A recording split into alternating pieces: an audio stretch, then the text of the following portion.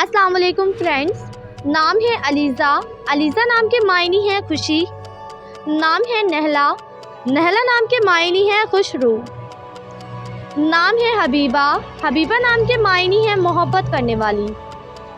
नाम है ज़ायरा। ज़ायरा नाम के मायनी है ज़ियारत करने वाली। नाम है हायका। हायका नाम के मायनी है इबादत करने वाली। नाम है महाबानो। महाबानो नाम के मायनी है चाँद जैसी खूबसूरत। नाम है खतीजा। खतीजा नाम के मायनी है नेक शख्सियत वाली। नाम है लतीफ़ा। लतीफ़ा नाम के मायनी है अनोखी बात। नाम है लीना। लीना नाम के मायनी है खजूर का पौधा। नाम है लीज़ा।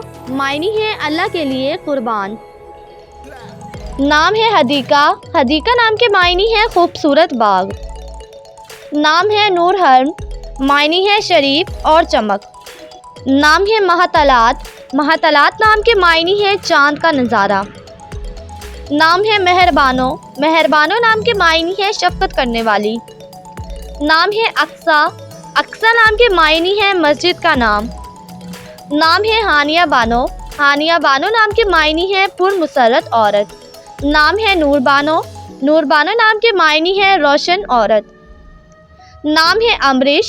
मायनी है खुदा का खास तोहफ़ा। नाम है महसीमा।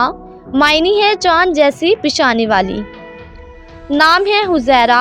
मायनी है दाना और अक्लमंद।